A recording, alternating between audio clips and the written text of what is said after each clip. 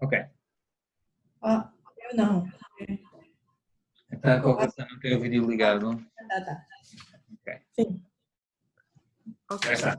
Já consegue ligar o vídeo. Muito, muito obrigado. Agora temos uma conversa mais composta. Eu vou só aqui apresentar toda a gente outra vez, porque alguns já se conhecem entre si e outras não. Então, temos a Teresa Leal, do blog e da empresa Teresa Vai de Férias e do livro Teresa Vai de Férias. Temos a Vanessa Pinto, que agora está só em mensagens, que é do setor da hotelaria, mas já deu também uma parte da sua contribuição noutra conversa. E temos a Cidália Santos, que é guia intérprete em Portugal, em Portugal, certificada. Temos o Sr. Otto Oliveira, muito obrigado por se juntar a nós, a partir do Japão. E a senhora Shizu Takaoka, muito obrigada por se juntar a nós a partir do Japão. Boa tarde para o Japão, que aí são 5h30 da tarde, 9h30 da manhã. É sempre giro estar a fazer estas chamadas. Muito obrigada por estarem a falar connosco. Nós já tínhamos feito uma primeira conversa entre nós, a fazer um ponto da situação, do que é que aconteceu aqui em Portugal no setor do turismo, e falando então das dinâmicas para os guias intérpretes, para quem conduz grupos, para quem tem empresas de animação turística, trabalha no marketing dos destinos e no branding dos destinos, para quem é consultor e ajuda as pessoas a criar planos de viagem e a executá-los, e para quem trabalha nos hotéis. Agora, o que eu gostaria de saber da vossa parte aí no Japão é, primeiro, como é que está a correr essa coisa da promoção do turismo em Portugal no Japão, nesta altura bastante estranha, que ninguém estava à espera que acontecesse. E o que é que vocês, o que é que estão a desenvolver para que a imagem de Portugal no Japão continue a ser bastante positiva, que ela é muito positiva, conheço bem e felizmente, e recuperar no futuro, lá está, as viagens outra vez de japoneses para Portugal. Qual é a vossa visão do que se está a passar neste momento aí? Portanto, a situação é um pouco difícil, como pode imaginar, porque não há fluxos turísticos neste momento, nem se prevê que venham a acontecer tão cedo. Nós tivemos, ainda há pouco tempo, há 3 semanas atrás, ou 2 semanas atrás, fizemos um travel talk sobre o mercado japonês e o mercado sul-coreano, e as previsões de início, para quando as pessoas vão começar a pensar viajar para Portugal, para viajar para o exterior, estão a apontar para finais de 2020. Portanto, se conhece bem o mercado japonês, conhece bem os coreanos, e os japoneses e os coreanos, sabe, mas sobretudo os japoneses, sabe que eles são um povo muito comedido, portanto, eles querem viajar, mas querem viajar seguros. Claro. A segurança para eles é crucial. Enquanto a situação não estiver completamente sanada, eles dificilmente irão dar o passo de querer viajar. Portanto, os dados que nós temos da JATA, que é a Associação Japonesa de Agentes de Viagem, é que as primeiras viagens irão acontecer de uma forma interna, dentro do Japão. Agora, sobretudo agora, foi levantado o estado de emergência em todo o Japão, mas nota-se que as pessoas ainda estão com muitos cuidados, no metro toda a gente anda de máscara, nas ruas toda a gente anda de máscara, desinfetantes à entrada e à saída dos restaurantes, enfim. Portanto, o que nós sabemos dos dados da JATA é que portanto, haverá primeiro uma explosão de viagens internas, depois as pessoas começarão a viajar nas proximidades e nas proximidades de acordo com acordos bilaterais entre entre os diferentes países, por exemplo, entre o Japão, por exemplo, e a Coreia do Sul, por exemplo, Sim. o Japão e a Austrália. Portanto, são corredores aéreos em que está mais ou menos definido bem o risco de contágio é mínimo. Vamos lá estabelecer voos entre o Japão a Austrália, ou entre o Japão e a Nova Zelândia, por exemplo. Portanto, isso é o que se sabe, isto é o horizonte nos próximos meses. A partir de outubro, novembro, pensam que será possível dar passos maiores, mas sempre ainda em segmentos muito específicos, ou seja, fala-se nos FITs, em pequena escala, mas high-end FITs, e fala-se em business tourism. Então, não se fala em grupos, não se fala nos FITs normais, portanto, isso só acontecerá bem mais para a frente. Isso em relação ao Japão. Há aqui uma possibilidade, que é com a Coreia do Sul. A Coreia do Sul, não sei se estão a par, tinha um voo direto da Asiana, que fazia Incheon a Lisboa. E eu fiz esse voo. Fez esse voo. Portanto, se acontecer, portanto, se a situação na Coreia do Sul normalizar, como parece que vai normalizar, porque eles têm tido picos. Portanto, exato. A situação parece que está estável, está quase a acabar e depois de repente aparece uma pessoa que foi à discoteca e infectou não sei quantas centenas de pessoas, ou, enfim, uma situação numa missa e infectou outras centenas. Enfim, eles têm tido problemas de picos. Não, acaba por descer quase ao zero e depois volta a subir.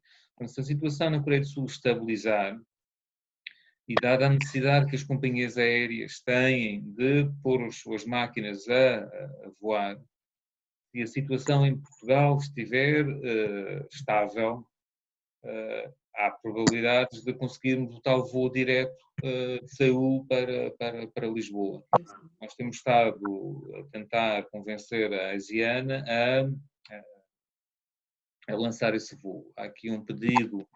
Eles fizeram 2 voos no ano passado, 2 voos semanais, e há um pedido para 4 voos semanais este ano. Portanto, há essa possibilidade de acontecer. Portanto, não há certezas. E tem a vantagem de, a partir do aeroporto de Seul, depois haverem voos para diferentes partes do Japão, que também é uma coisa que é muito... torna a capacidade de chegar ao país mais versátil, e a capacidade dos japoneses para virem para cá também a partir de pontos diferentes, também mais versátil. Mas isso só acontece quando o Japão levantar o travel ban. Exato. Que neste momento ainda está. Neste momento, com 100 e. Está passando a dizer quantos países, mas 110 ou 115 ou 120 Portugal países. entrou em abril nessa lista e ainda lá está. Pois, dificilmente,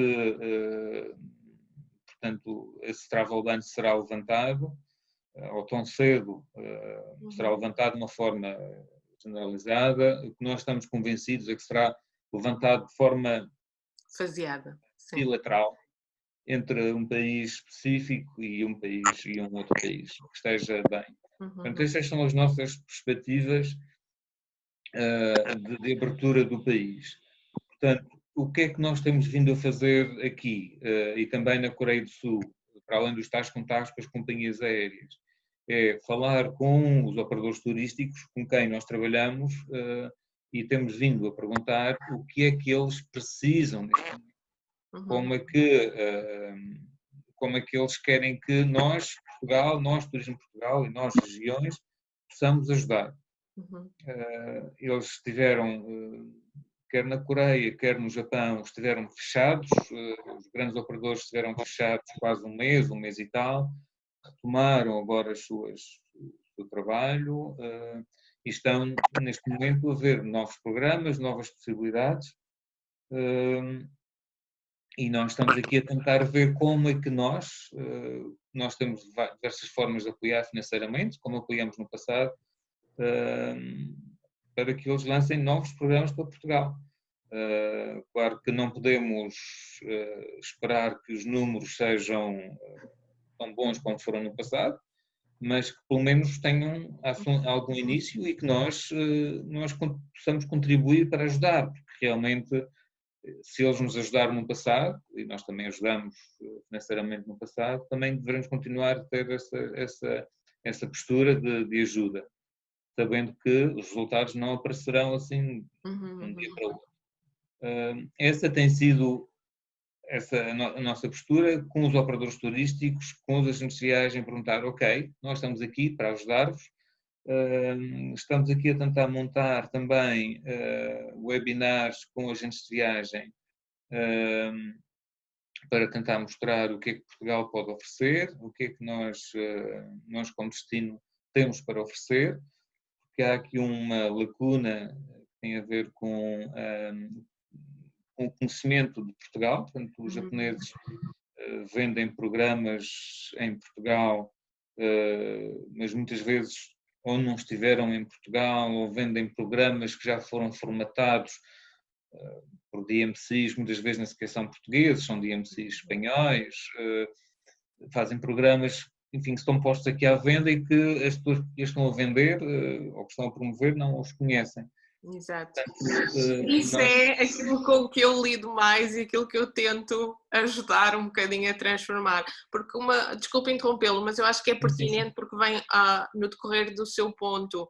O feedback que eu tenho, por exemplo, das guias intérpretes em Portugal, e muito em particular as guias intérpretes de visitantes do Japão, o feedback que eu tenho delas e também de bastantes pessoas que em Portugal têm pequenas empresas de animação turística ou pequenos alojamentos ou estão a dinamizar o acesso à cultura e às tradições e ao Portugal autêntico, o feedback deles que eu tenho é muito difícil eles posicionarem-se junto dos operadores turísticos, neste caso japoneses, portanto, daqueles que têm o mercado, daqueles que têm o guichê, daqueles que atendem o cliente, daqueles que atendem o japonês que diz, olha, estou a pensar fazer uma viagem se calhar a Portugal, o que é que tem para me oferecer? Portanto, fazer chegar a pessoa que tem o alojamento local da quinta, não sei que, experiência de vinhos, ao cliente final que está no Japão a dirigir-se a um balcão de uma agência de viagens local, de um operador turístico local, é extremamente difícil. E nem sequer sabem muito bem como se apresentar no Japão, como lá chegar, primeiro como criar um produto que seja apelativo para o cliente japonês, essa é uma particularidade, que é a particularidade do gosto e do tipo do cliente japonês, e depois é como se fazer lá notar. O que é que pode dizer que ajuda estas pessoas, estes empresários que estão em Portugal com estes serviços bons, o que é que pode dizer para eles para conseguirem chegar ao cliente japonês? Portanto, há aqui uma situação que tem a ver com o próprio japonês. O japonês são fechados, não diria tímidos, podemos dizer, são tímidos e gostam de pensar e repensar e não tomam decisões precipitadas. Ou seja, ao não tomar decisões precipitadas, têm que ter informação e têm que ter o feeling. Tem que ter aquela confiança em que a pessoa que está do outro lado é pessoa confiável. E isto não se consegue com um e-mail, isto não se consegue com uma mensagem, não se consegue com um telefonema, consegue-se de uma forma mais construtiva, de uma forma com um contacto pessoal. Daí que nós temos vindo a fazer, ou tentamos fazer aqui os workshops. O Turismo Portugal tentou fazer aqui workshops, que eram para ter tido lugar em fevereiro, depois, por causa do vírus, foram adiados para setembro e foram cancelados. Já o ano passado tentamos fazer, e não foi possível porque, enfim, por diversos motivos, mas pronto, e é por aí que eu vejo que a situação poderá mudar, ou seja, trazer cá agentes portugueses, agentes de viagem, hoteleiros, atividade turística, que mostrem que são capazes de fazer tão bem ou melhor do que muitos dos DMCs espanhóis que neste momento estão a preparar programas. Isto que eu estou aqui a dizer, tenho que dizer com algum cuidado, porque efetivamente há alguns DMCs que estão em Espanha e que são efetivamente os maiores produtores de turistas japoneses para Portugal. E portanto, não é não querer que os espanhóis percam o negócio, mas é que mantenham o negócio, mas que nós também possamos, nós portugueses, possamos ter uma parte nesse quinhão de turistas japoneses que vão. E uma palavra também a dizer nos novos turistas japoneses que vão a Portugal. Há aqui uma situação que é importante dizer, tem a ver com o tipo de viagem que o japonês faz quando vai a Portugal ou quando vai à Europa. Exato. Muitas das vezes a entrada dos japoneses faz-se por Espanha. Por causa dos voos, em grande parte, sim. Por causa dos voos e porque também querem conhecer Espanha e Portugal. Portanto, acaba por ser uma vantagem ter Espanha ao lado, que acaba por atrair alguns japoneses que vem um programa Portugal e Espanha e disse, engraçado, não, olha, agora vou a Portugal e também vou a Espanha e também conheço Portugal. Portanto, não são todos, como é óbvio, há alguns que já querem ir só para Portugal, mas estar ao lado de Espanha também tem as suas vantagens. Portanto, não é querer acabar, não quero ser mal entendido ou mal interpretado, mas é importante que Portugal também consiga ter cá pessoas que saibam dizer nós fazemos tão bem, ou melhor, que os DMC espanhóis. Nós somos portugueses, crescemos cá, sabemos perfeitamente o nosso mercado, conhecemos as pessoas, conhecemos Portugal como ninguém. Portanto, temos essa vantagem. Portanto, a situação dos workshops é claramente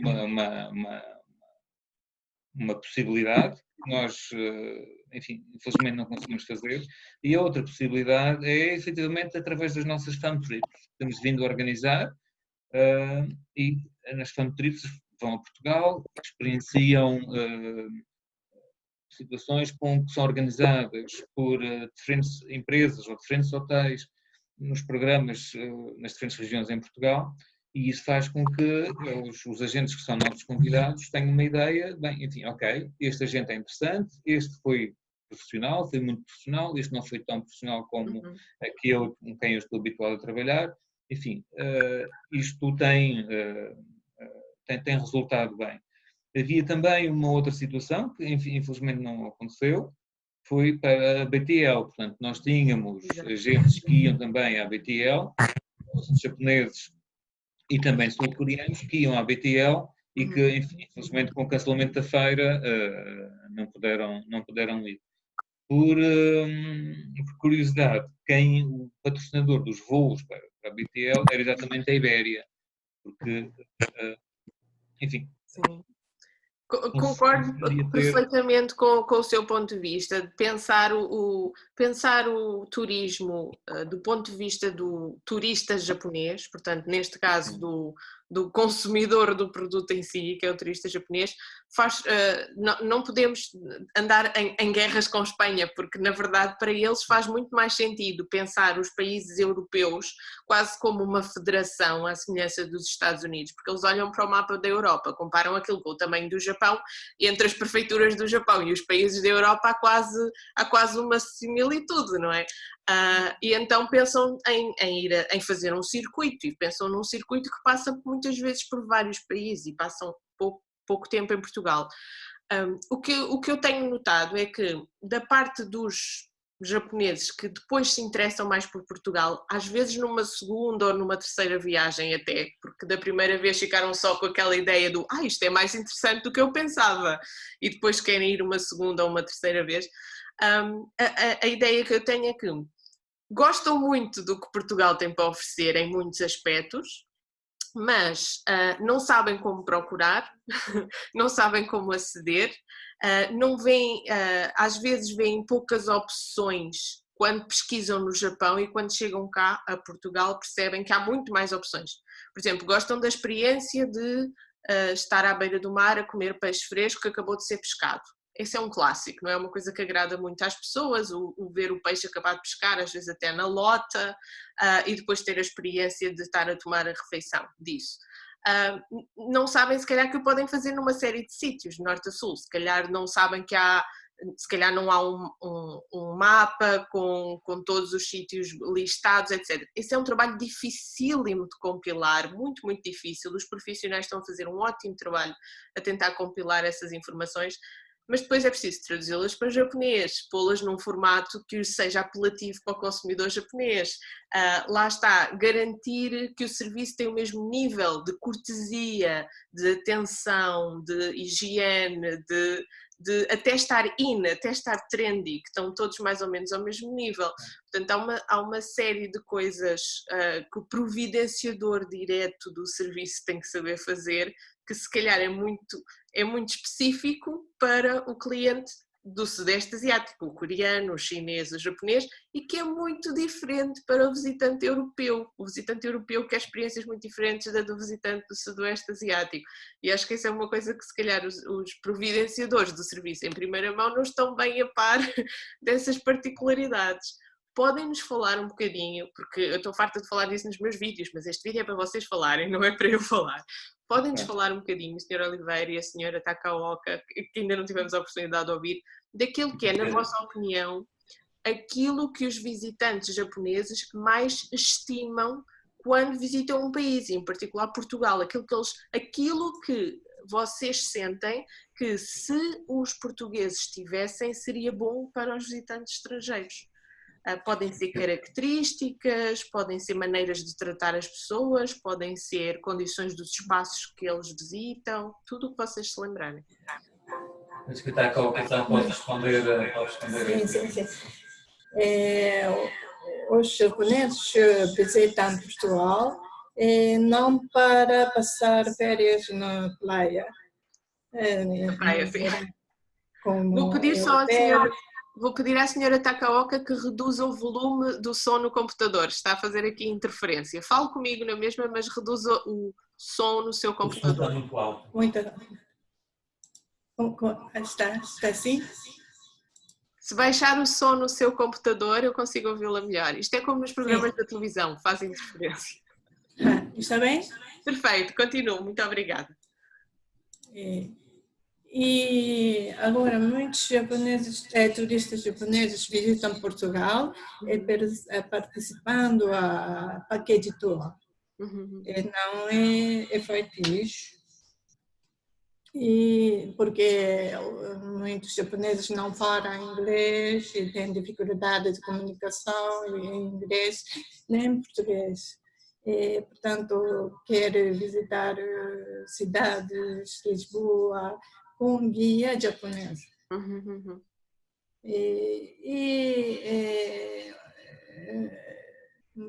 São turistas japoneses que querem visitar parte histórica em Lisboa, Coimbra, Porto.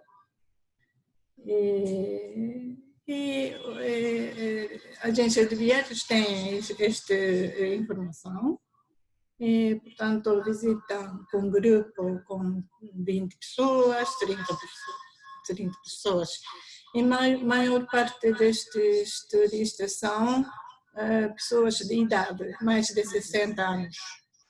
Mas agora, nós chamamos Joshi Tabi, Joshi e meninas, senhoras, jovens. Começaram a trabalhar, a viajar para a Europa e Portugal também. E no ano passado, uma empresa, Publishing Company, como se diz? Publishing Company. Editora? Mídia publicou um guia muito bonita para senhoras jovens. Como a Inês sabe, nós temos aquele grupo Let's Go Portugal, Vamos Portugal, e nós damos informação pelo Facebook. Sim. Isso. Essa tocou um ponto muito importante, a senhora Takaoka. Tocou um ponto muito importante que é o tipo do visitante. O tipo de visitante que estava aí a falar, Josei Tabi, não é? Portanto, são jovens mulheres de idades mais ou menos entre os 20 e poucos anos até aos 40 e poucos anos normalmente, portanto adultas, mas que viajam, são amigas ou talvez familiares, colegas de curso, às vezes colegas de trabalho que fazem férias juntas também. E normalmente são 2 ou 3, não costuma ser um grupo muito grande. Podem ser até 4 ou 5 amigas de curso, tipicamente. Mas esse é um exemplo muito bom para falar de uma coisa que é particular do público japonês. Mesmo no Japão, mesmo para fazer viagens dentro do Japão, eu vejo regularmente no Japão publicidade para esse tipo de público, já aceitável, não é? Normalmente até existem passos do comboio, em que tem promoção em restaurante, ou em café, ou a ir ver uma exposição bonita de arte, ou seja, existe um tipo de marketing para se fazer para esse tipo de visitante que os providenciadores de serviço em Portugal nem sequer sabem que existe, não é? Portanto, algumas das características desse tipo de consumidor em particular é quererem quartos muito confortáveis e muito seguros, em zonas seguras da cidade, essa parte é importante, porque são mulheres a viajar sozinhas. A parte gastronómica, a comida ter de qualidade e de apresentação, uma apresentação muito bonita. Normalmente são pessoas que têm uma grande presença nas redes sociais, no Instagram, no Facebook, querem tirar fotografias da comida, querem partilhar com os amigos.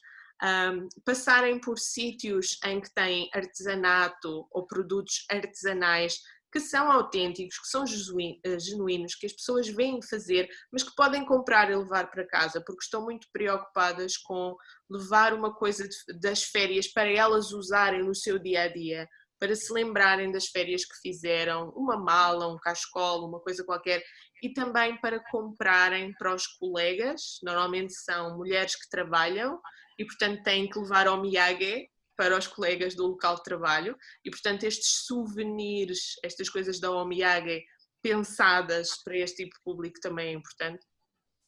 Lá está, se os operadores turísticos em Portugal soubessem que existe este estilo de viagem e que algumas, neste caso mulheres japonesas, desejam viajar à Europa e numa perspectiva escapista, conhecer o país e relaxar. Portanto, mesmo as viagens mais culturais não são viagens muito intelectuais, são viagens para descansar. São viagens porque são pessoas que trabalham e que só têm aqueles 10 dias de férias ou 2 semanas de férias no máximo para passear e gostam de descansar e de uma série de boas experiências não cansativas, não de esgotar a cabeça nem o corpo. Então esse foi um ótimo exemplo, obrigado por partilhar connosco esse exemplo. Quero só esclarecer uma coisa, no caso de vocês receberem pessoas de Portugal para fazerem os workshops, como disseram aí, como é que eles podem inscrever-se, ir aí parar, mostrar os seus produtos e os seus serviços? É diretamente no Turismo Portugal ou é, por exemplo, através da Câmara de Comércio e Indústria? Como é que isso funciona? Portanto, no caso dos workshops, é feita uma inscrição, o Turismo Portugal manda um e-mail para todo. Está a fazer eco? Um bocadinho. Eu vou. Então, espera, deixa-me só. Consegue ouvir-me? Eu consigo ouvi-lo perfeitamente. Também ouço o eco a seguir, mas consigo ouvi-lo bem. É porque, deixa-me lá ver se eu consigo. É porque aqui está a fazer um pouco o eco. Está. Porque para mim. E agora, consegue ouvir-me? Sim. Ok. Portanto, o Turismo Portugal, como faz com as feiras e com os workshops, lança um e-mail para as 3 regiões e para todos os hotéis e todas as agências de viagens em Portugal ao mesmo tempo. E diz, por exemplo, que está lançado o workshop no Japão e na Coreia do Sul no dia X. E depois é o first come, first serve. Portanto, as primeiras pessoas a inscrever-se são as primeiras pessoas a ser selecionadas. Portanto, nós tínhamos 22 empresas selecionadas. Neste caso, estávamos só a pensar em 18 empresas. Depois alargámos para 22 empresas para esse workshop. A grande dificuldade aqui com o número, não podemos fazer um maior número, porque todas as reuniões têm que ter um tradutor, porque muitos japoneses não falam, não dominam totalmente o inglês e precisam de ter alguém ao lado que os ajude. Ou seja, uma reunião, em vez de demorar 20 minutos, pode demorar meia hora ou um pouco mais. Portanto, nós não poderíamos estender muito mais o número de participantes, porque depois as reuniões demoravam 4 horas em reunião. Portanto, era impossível. É assim que funciona os workshops no Turismo de Portugal. Não obsta que, se porventura quiserem cá vir, uma agência de viagens quiser cá vir e pedir a nossa ajuda, nós, como é óbvio, ajudamos a abrir portas. Portanto, podemos acompanhar, podemos dizer quais as reuniões que deve ter, quais as empresas com quem deve reunir, ver se há interesse por parte das empresas em receber essa empresa. Há um envolvimento nosso que tentamos que aconteça, enfim, damos o nosso melhor para que aconteça de uma forma profissional. Acontece que, como aconteceu, por exemplo, temos cá uma feira que é a TES, que é a JET, que é a Japanese Fair Tourism Expo Japan. Japanese Economic Trade. Não, é Tourism Expo Japan. E que, ou seja, quando a feira teve lugar, vieram cá, não sei, 15 ou 16 empresas, e que todas elas nos pediram para, depois da feira, para marcarmos reuniões e acompanharmos as empresas nas reuniões que eles iam fazer em Tóquio. E, como é óbvio, não é possível dar resposta, nós somos só gestor, não é possível dar resposta a 12 ou 13 empresas a pedir-nos para, no dia seguinte à feira, ou 2 dias depois, acompanhar nas reuniões. Portanto, nós tentamos dar ajuda, tentamos ajudar na medida do possível. Se é uma empresa sozinha, nós não temos assim nada para fazer, como é óbvio, ajudamos e marcamos reuniões e acompanhamos sem qualquer problema. Estamos cá para isso. Portanto, estamos aqui para ajudar, de certa maneira. Apenas quando digo que nem sempre é possível, é o exemplo da feira, porque era muito, o volume era muito ao mesmo tempo. Totalmente impossível. E se ajudávamos uns, depois havia outros que iam ficar descontentes. Portanto, ficamos numa posição um bocado delicada. Acabamos por dizer, bem, devem reunir com esta e esta e esta empresa, mas tentamos não desenvolver. Foi isso que aconteceu. Eu, por uma questão de limitação de tempo da nossa conversa, eu vou ter que interromper um bocadinho a conversa, mas depois podem voltar a aceder à conversa exatamente nos mesmos links, que é para nós mantermos as nossas secções de conversa em certos tempos limites. A seguir vamos falar, ou melhor, a seguir vou passar a palavra à Teresa e à Cidália, de certeza têm algumas perguntas para fazer. E falar um bocadinho mais desta coisa das redes sociais e do impacto dos grupos, do Instagram e do Facebook e tudo na divulgação e no que tem sido feito de facto na divulgação do destino de Portugal junto dos visitantes japoneses e do tipo de experiências que eles podem fazer. Mas agora vamos interromper o vídeo e depois podem aceder exatamente com os mesmos links, por favor. Até já. Está bem. Ok.